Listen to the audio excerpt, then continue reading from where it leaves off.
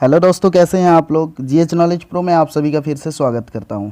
आज हम आलोचना करेंगे नीड का निर्माण 10वीं कक्षा के बीएससी उड़ीसा कोर्स 10वीं कक्षा के नीड का निर्माण कविता के भाषा ज्ञान पर आलोचना करेंगे। इससे पहले नीड का निर्माण शॉर्ट टाइप और भाषा ज्ञान में से कुछ जो है आलोचना किया गया था। अगर वीडियो पाना चाहते हैं डिस्क्रिप्शन पे लिंक डाल दे रहा हूँ, आप क्लिक करके देख सकते हैं।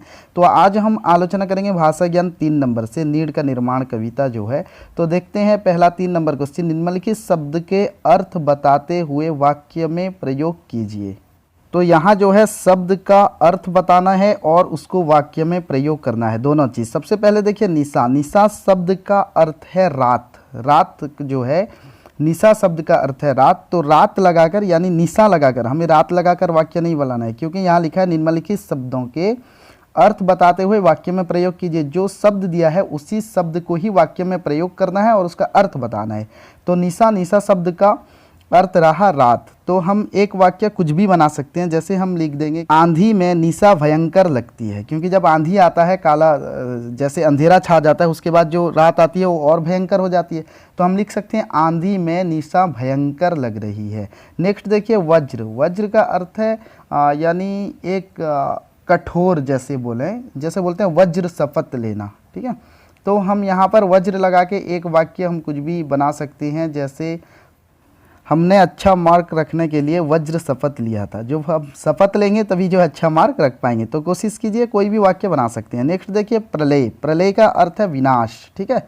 तो हम बोलेंगे प्रलय के बाद लोग जो है फिर से निर्माण करने लगते हैं। तो कुछ भी वाक्य यहाँ लिख सकते हैं। नेक्स्ट देखिए विहंगम। विहंगम का अर्थ है पक्षी, ठीक है। जैसे कभी बोलते हैं बोल आशा के विहंगम किस जगह पर तू छुपा था। तो यही वाक्य भी लिख सकते हैं कि जो है बोल आशा के विहंगम किस जगह पर तू छुपा था, नीड के निर्माण कविता से। या फिर अपने हिसाब से अपने को जो अच्छा लगे ऐसा वाक्य लिख सकते हैं। जैसे विहंगम से हमें बहुत कुछ शिक्षा मिलती है, कुछ भी लिख सकते हैं। नेक्स्ट देखिए उत्पात।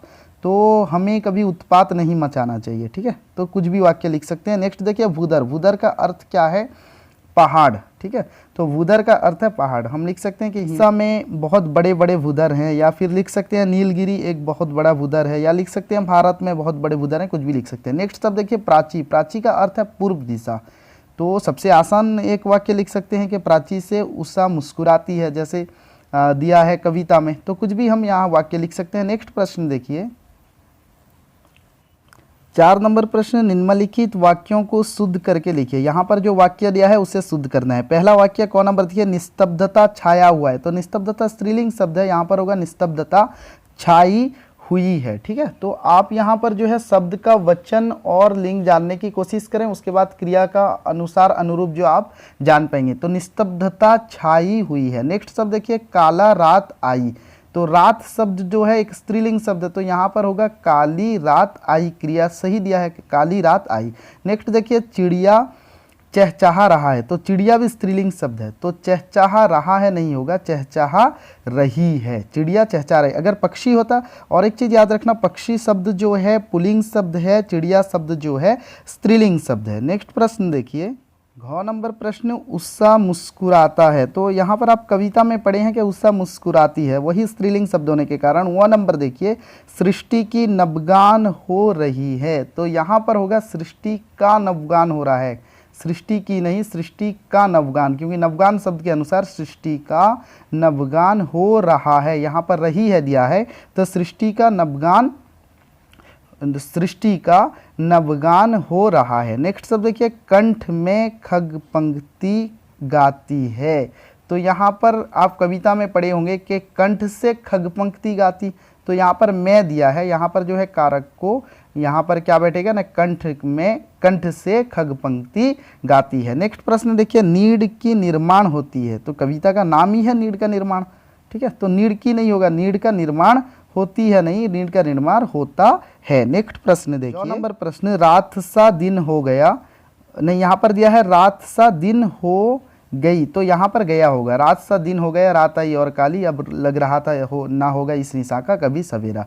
तो यहाँ पर होगा रात सा दिन हो। 5 नंबर प्रश्न, निम्नलिखित वाक्यों के खाली स्थान की पूर्ति कोष्टक में से दिए गए सही शब्द कर चुनना है। यहाँ पर जो है कुछ शब्द दिया गया है, तो हमें नीचे वाला वाक्य का जो रिक्त स्थान है, जो डैश है, उसे जो है इससे पूर्ण करना है। तो अब तक अगर चैनल को सब्सक्राइब नहीं है, अभी ही सब्सक्राइब कीजिए और साइड में बेल आइकन प्रेस करके ऑल नोटिफिकेशन पे क्लिक करें, जिसके द्वारा नेक्स्ट वीडियो का नोटिफिकेशन आपका यूट्यूब के होम पेज बेल आइकन में शो करेगा। तो नेक्स्ट देखिए, क नंबर प्रश्न, धूलि धूसर बादलों ने भूमि को इस भांति घेरा।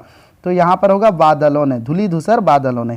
ख नंबर प्रश्न, प्राची से ड्यास मोहिनी मुस्कान फिर, प्राची से उषा की मोहिनी मुस्कान फिर। ग नंबर प्रश्न देखिए, डगमगा गए जब ईंट पत्थर, डगमगा गए जब की डैश ईंट पत्थर के महलगर, कंकड़, ठीक है, कंकड़ ईंट पत्थर के महलगर। घ नंबर प्रश्न देखिए, नास के ड्यास से कभी दबता नहीं निर्माण का सुख। तो कविता में आप पढ़े होंगे कि नास के दुख से कभी दबता नहीं निर्माण का सुख। तो अंत प्रश्न देखिए, एक चिड़िया चोंच में, और एक ही बचा है तिनका लिए, एक चिड़िया चोंच में तिनका लिए जो जा रही है, वो सहजी पवन 49 को नीचा दिखा रही है। तो दोस्तों आज के लिए इतना ही, नेक्स्ट मिलते हैं और एक वीडियो में, तब तक के लिए आप लोगों का बहुत बहुत शुक्रिया।